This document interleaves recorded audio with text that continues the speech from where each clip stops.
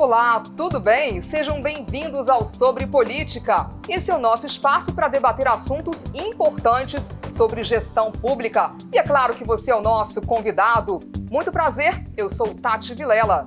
E eu sou o Marvin Pinho. E olha só, o programa de hoje está cheio de novidades, assuntos relevantes e, claro, muita informação. Vamos conhecer melhor as nossas leis e entender para que elas servem, por que são tão importantes. Vamos entender também o nosso papel em todo esse processo. Hoje nós vamos falar dos 3 poderes que regem uma sociedade. Eles são os grandes pilares da democracia: os poderes executivo, legislativo e judiciário. Você sabe bem qual que é a função de cada um e conhece o seu poder nesse processo? Nós vamos receber aqui no estúdio um desembargador que também é professor de Direito. O papo vai ser bem legal. Com certeza, Tati. Vamos trazer o quadro Dicionário Legislativo com informações sobre a mesa diretora da Câmara Municipal e abordar outro tema importante: impostos. Para que eles servem? Você sabe para que você está pagando imposto? Quanto você paga de imposto atualmente? Fica aí porque o Sobre Política está começando.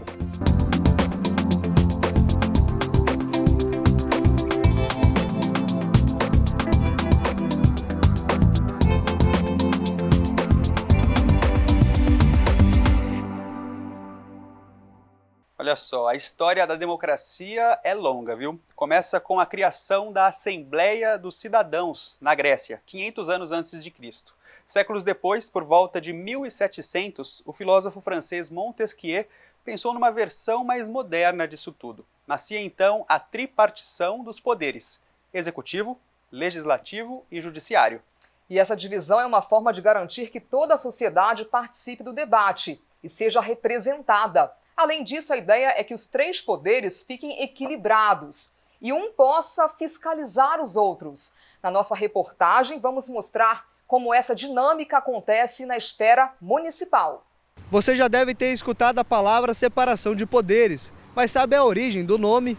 A ideia foi desenvolvida durante o século XVI pelo filósofo francês Montesquieu, que na época, indignado com a concentração de poder na mão de apenas um grupo de pessoas, propôs a separação dessas forças políticas para ter uma sociedade com mais igualdade. O conceito foi aprimorado ao longo dos séculos, até chegar ao modelo atual, com a existência dos poderes judiciários, com o Supremo Tribunal de Justiça e instâncias menores, o Executivo, com o governo estadual e federal, além das prefeituras, e o Legislativo, com o Senado e as câmaras federais, estaduais e municipais, representadas pelos deputados e vereadores. O Poder Legislativo é um dos poderes mais importantes. Aqui são propostas e aprovadas leis, são aprovados também os orçamentos, né, em todos os níveis, federal, estadual e municipal, todas as grandes e importantes decisões e planejamentos e legislação passam pelo Poder Legislativo. E também de fiscalizar o Poder Executivo. É claro que no dia a dia a gente também tem outras tarefas. Por exemplo, o que eu considero importante que é de assessoramento.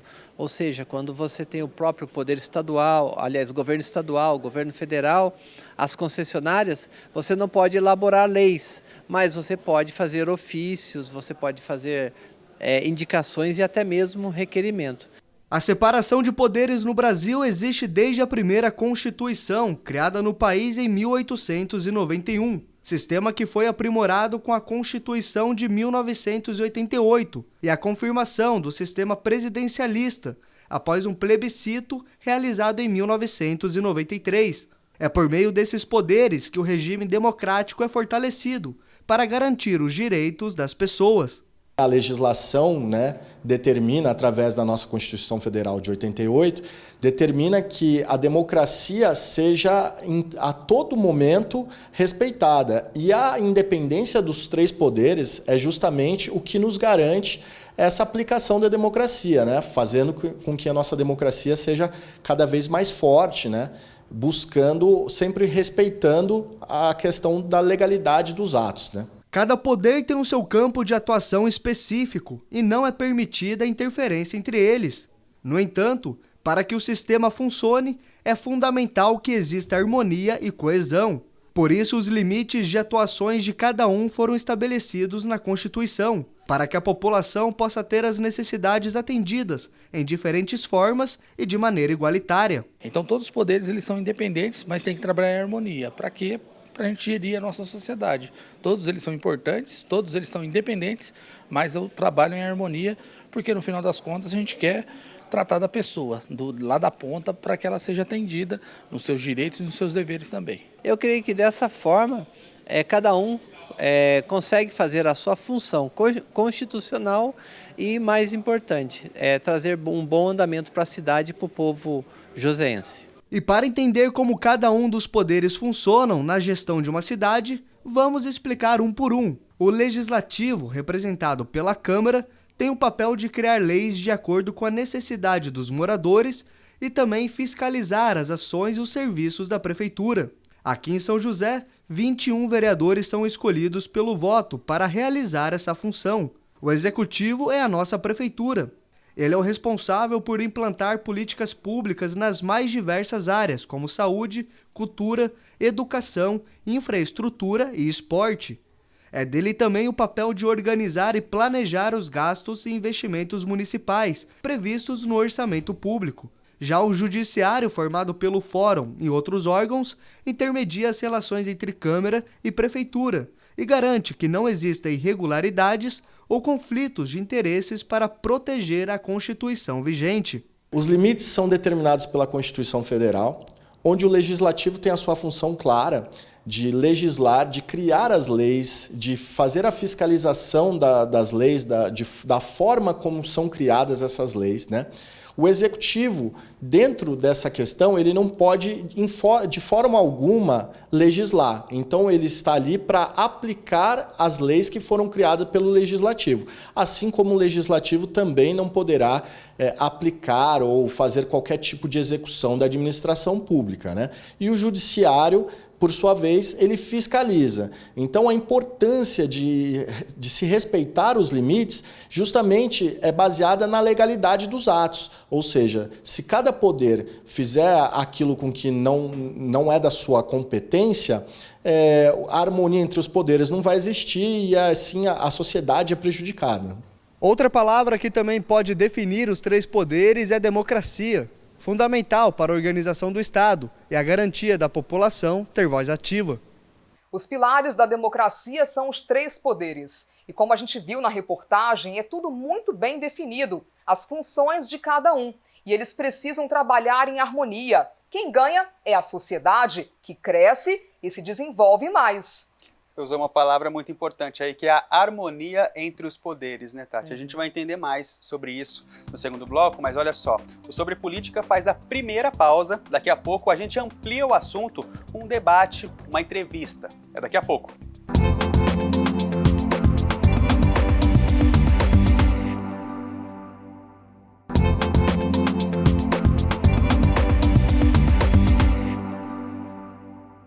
Voltamos a falar sobre política e, como vimos no primeiro bloco, a dinâmica dos três poderes é a mesma nas esferas federal, estadual e municipal. O Legislativo sugere e aprova as leis, inclusive as que foram propostas pelo Poder Executivo. O Executivo aplica as leis e o Judiciário, por sua vez, julga e interpreta essas leis. É isso mesmo, Tati. Mas sempre ficam algumas dúvidas, né? Podem ficar algumas dúvidas aí pelo caminho. E é justamente por isso, para entender melhor esse processo, que nós recebemos aqui agora no Sobre Política o professor de Direito e desembargador do Tribunal de Justiça de São Paulo, doutor Eutálio Porto. Doutor, muito prazer recebê-lo aqui no Sobre Política. Seja bem-vindo. Imagina, o prazer é todo meu estar aqui com vocês, né? Na verdade, eu comecei a minha carreira na Prefeitura de São José. Eu fui, inclusive, consultor legislativo municipal e frequentei bastante a Câmara, então é um assunto que eu gosto, estudo e me interessa bastante, e vocês estão de parabéns pela escolha. Muito obrigada. Doutor, e começando, né, esse nosso bate-papo, essa dinâmica dos três poderes, executivo, legislativo e judiciário, né? Qual o princípio? É impedir aí uma postura, por exemplo, mais ditatorial ou decisões monocráticas? Aqui deve o ponto de partida dos três poderes, né? Assim, só rapidamente, o poder legislativo, na verdade, foi um poder que ele foi um dos que enfrentou, tá certo, o absolutismo. Então, por isso que surgiu o chamado parlamentarismo, né? E com esse avanço do legislativo, ou seja, houve uma necessidade de descentralizar o poder do rei, como poder absoluto, né? Era o absolutismo. O rei detinha os três poderes, ele concentrava os três poderes em suas mãos. E com o avanço do parlamento, né, houve a necessidade de fazer a descentralização, né? Então aí você tem o poder executivo, legislativo e judiciário. Então hoje na Constituição, né, e isso já faz alguns séculos, né, que o poder legislativo, executivo e judiciário foram descentralizados, mas qual é o ponto deles? Eles são independentes e harmônicos entre si. Então cada poder tem a sua função que nós chamamos de função típica, né, como foi dito na abertura. A função de legislar, que é do legislativo, e fiscalizar os atos do poder executivo. Eles têm essa função. Legisla e fiscaliza os atos do poder executivo, função típica do legislativo. O executivo, ele então tem a função de executar. Essa execução, evidentemente, ele sempre o faz à luz da norma jurídica, à luz da lei, certo? E o judiciário, quando há conflito normativo, né, conflito jurídico, ele tem o poder de julgar. O judiciário, por ser um outro poder, ele não atua politicamente, ele não tem nenhum exercício político, ele é proibido, inclusive, de ter atuação política, certo? Ele não pode ter nenhuma participação, nenhuma vinculação política e não pode ter nenhuma interferência nesse processo, exatamente porque ele tem que ser um poder inerte, né? Ele é um poder que não se movimenta, ele só movimenta quando ele é provocado. E uma das características, né, do Poder Judiciário é exatamente fazer essa interpretação com imparcialidade, por isso que ele não atua nem em relação ao Legislativo, nem Executivo. Ele é um poder que fica sempre inerte e atua quando ele é provocado. Inclusive, doutor, a independência dos três poderes é o que nos garante a aplicação da democracia, não é isso? Tem como a gente falar qual dos três poderes é o mais importante?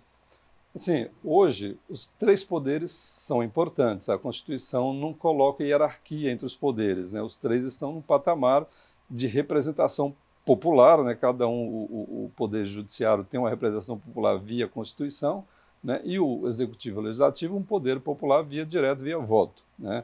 Então hoje eles estão no mesmo plano. Agora, o que eu posso lhe dizer é o seguinte, do ponto de vista da organização social, de todas as leis que nós cumprimos, princípio básico, princípio da legalidade. Ninguém pode fazer ou deixar de fazer alguma coisa senão em virtude de lei. E de onde sai essa lei? É do parlamento, ou seja, essa lei sai ou da Câmara Municipal, ou da Assembleia Legislativa, ou da Câmara Federal e Senado. Então, ninguém faz nada na sociedade se não cumprir normas, né? O princípio básico da sociedade é o cumprimento da norma.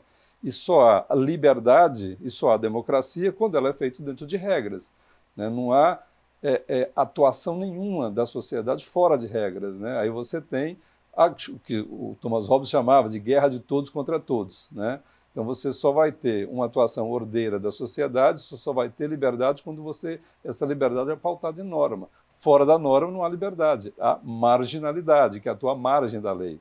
E essas regras todas passam por aprovação no Legislativo, é isso? Inexoravelmente. Nada que você faça na vida, nada, não passe, que não passe pelo Legislativo. Tudo que você faz. O princípio básico é a legalidade. Então, e toda a legalidade ela sai do Legislativo. Todo o princípio da legalidade, toda a normatividade, tudo que você faz na vida, tudo sai do Legislativo. É ele que aprova essas leis. E, doutor, como que entra nessa equação a questão, por exemplo, de uma medida provisória, que tem o peso de lei, se o senhor pode me corrigir, mas ela tem um período pelo qual ela é válida, Isso, né? ela tem um período. A medida provisória, ela passa pelo Parlamento também, passa pelo Poder Legislativo também, né? Em casos de urgência e necessidade, o Executivo ele tem a iniciativa de propor uma medida provisória. Essa medida provisória tem um prazo determinado que obrigatoriamente tem que passar pelo Parlamento. Pode ser aprovado ou não, né? Tá certo? Então, ela tem validade, mas ela pode ser aprovada ou não, né? Então, inclusive, a medida provisória passa pelo Legislativo também. Bom, o Executivo pode fazer o quê? Decretos? Também pode fazer decretos, mas os decretos eles estão num nível inferior à lei. Ele só pode fazer decreto desde que esses decretos não violem a lei. Na medida que um decreto de expedição do Executivo viole a lei, então esse decreto ou ele pode ser julgado ilegal, ou a própria Câmara, ou o próprio Poder Legislativo, seja federal, estadual ou municipal, pode derrubar esse decreto por violação da lei. Então, a lei, na verdade, é o máximo, né, da legalidade que vive, que organiza a sociedade. E essa lei, de fato, ela sai do Poder Legislativo, né? A função básica dele é exatamente fazer isso, cumprir as leis, fazer as leis para que elas sejam cumpridas. E só para a gente finalizar, a população ela pode e deve participar. De que forma? Sim, a população ela participa do judiciário, né? Através de provocação, né? Ela pode provocar o judiciário. Existem ações próprias, né? Por exemplo, como a ação popular, né? Que qualquer cidadão pode propor uma ação popular para corrigir eventuais ilegalidades ou mesmo algum abuso, né? Praticado que viole a norma. Existe ação popular. O Ministério Público age como fiscal da lei, que também pode propor uma ação para fiscalizar a lei, né? E existe uma possibilidade da própria população ter iniciativa da lei, propor um projeto de lei. Ela pode, chama-se iniciativa popular. Então há previsão constitucional de que a população também participe através de um mecanismo que chama iniciativa popular, que também vai ser aprovado pelo Legislativo. Perfeito, doutor. Muito obrigado pela sua presença aqui no Sobre a Política, por bater esse papo com a gente. Espero que o senhor volte. É um prazer, estou sempre à disposição. Sempre um prazer voltar à Câmara, né, revisitar aqui as dependências da Câmara, da Prefeitura, onde eu atuei bastante tempo. Então, obrigado e parabéns pelo trabalho de vocês. Um prazer, uma honra recebê-lo aqui. Até a próxima. Até a próxima. E olha só, o Sobre Política faz um rápido intervalo. A gente volta já já com o quadro Dicionário Legislativo. Tati, ainda tem uma reportagem a respeito da arrecadação de impostos, né? Vamos ver daqui a pouco, hein? Não sai daí.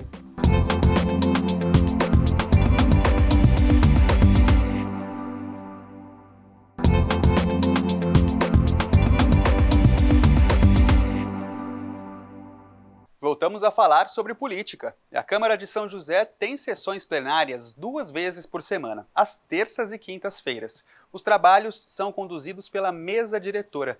Mas você sabe, na prática, qual é a função dela? O que os membros devem fazer durante uma sessão? É isso que a gente te mostra agora no nosso Dicionário Legislativo.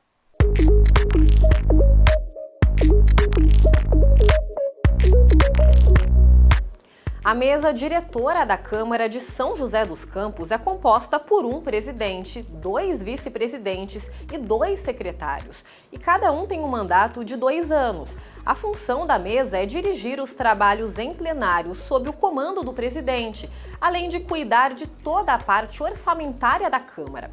A mesa diretora também tem a competência de propor projetos de lei que cria ou extingue cargos aqui no Legislativo e também que definem os salários dos servidores. Vale lembrar que o presidente da Câmara, que compõe a mesa diretora, não pode fazer parte das comissões.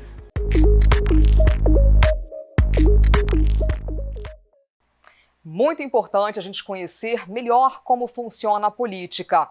E agora outro assunto importante: impostos.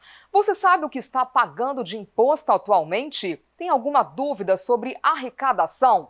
De acordo com o último censo realizado recentemente, somos 203 milhões de brasileiros e 54% vivem com renda de até R$ 2.000 e dependem dos serviços públicos, tão necessários e que são financiados pelo dinheiro do imposto.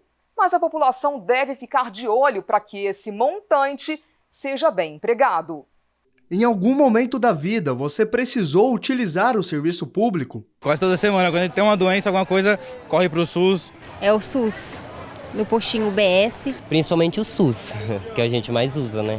Acontece que nada vem de graça. Quem nunca ouviu a frase "a gente paga para nascer, paga para viver e até mesmo para morrer"? Repetida de gerações a gerações, o ditado popular é verdadeiro, mas na prática vai muito além de simplesmente pagar por algum serviço. E a grande questão que fica é: o Estado, por mais que seja público, também precisa arcar com as despesas de um serviço que é oferecido à população de forma gratuita. Por exemplo, saúde e educação.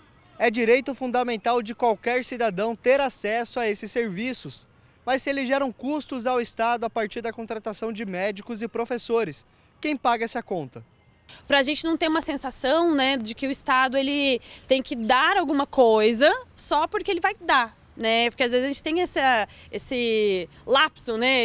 Essa separação entre o Estado tem que garantir educação, moradia, saúde, transporte, segurança, que são os direitos sociais, que vão ser muito debatidos, né, durante ali o século XX, e são os direitos que afetam principalmente a classe D e E, né? Só que a gente não lembra que tudo isso custa.